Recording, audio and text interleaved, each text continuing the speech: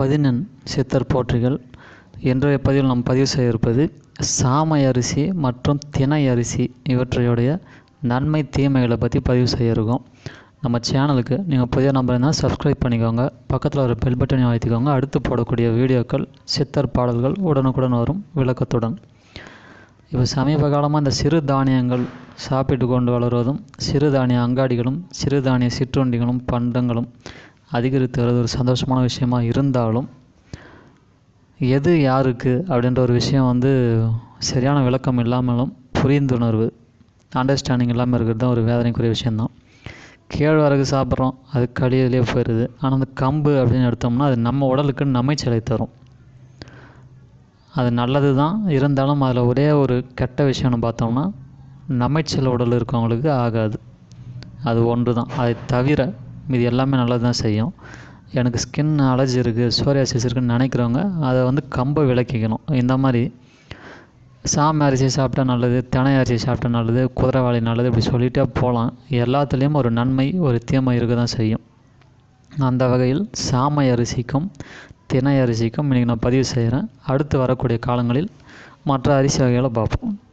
சித்தர் பாடலானது சாமை அரிசியை பற்றி பாடியிருக்கக்கூடியது. உடலிருகாத ஜுரமொடு மேகப்போம், மடலுற கால் வீக்கும் மகளும், கடல் இறை யாமையனை பதந்தன்னமே மேனியிடும் சாமை அரிசிதான். இதுக்கான விளக்கம்: சாமை அரிசி சாப்பிட்டோன்னா தாக ஜுரம் அடிக்கிறப்ப ரொம்ப தாகமாக இருக்கும், அதுக்கு பேர் தான் தாக ஜுரம்னு பேர். அது குணமாகும்.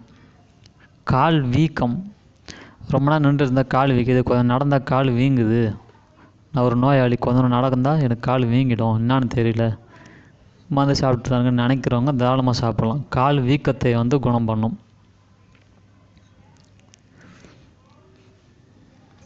வாத நோய், அதை தான் சொல்லுவோம். கால் வீக்கத்துக்கு ஒரு வாத நோயும் ஒரு காரணம். வாத நோய் கேஸ் சம்மந்தப்பட்டது தான். மூட்டு வலி, கால் வலி, கால் வீக்கம் இதெல்லாம் சேர்த்தது தான் வாத நோய் என்று பேர். சோப நோய் அதையும் குணம் செய்யும். யாமையனை பதந்தன்னமே மேனியிடும் சாமை அரிசி தான். உடலுக்கு மேனியிடும். மேனி என்றால் தோல், அந்த தோல்னு சொல்லலாம், உடல்னு சொல்லிக்கலாம். அந்த உடலுக்கு அழகையும் வன்மையும் புத்துணர்ச்சியும் தரக்கூடியதுன்னு சொல்லியிருக்காரு. எது? இந்த சாமை அரிசி தான் அப்படின்னு முடிச்சிருக்காரு.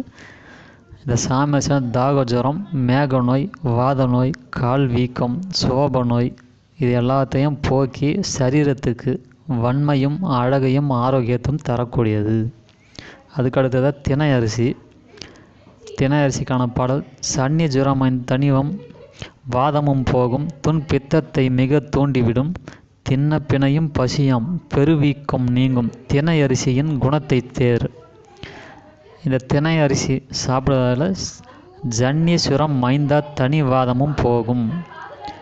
திணை அரிசி ஜுரத்தை போக்கும், வாத நோய்களை போக்கும், சோபையை போக்கும், பித்தத்தை மிக தூண்டிவிடும்.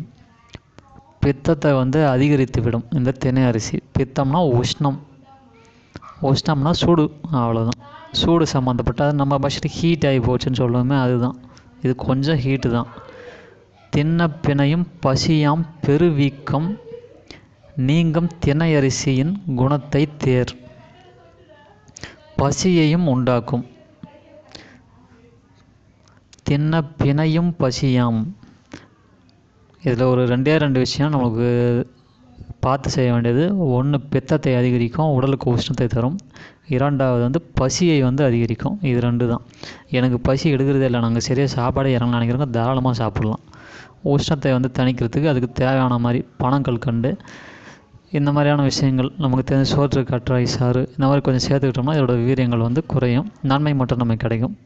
கூடுமான வரை இந்த சாமை அரிசியும் திணை அரிசியும் உங்கள் உணவில் சேர்த்து கொண்டு பெருவாழ்வு வாழ, ஆரோக்கியமாக வாழ வாழ்த்துக்கள். நன்றி, மகிழ்ச்சி.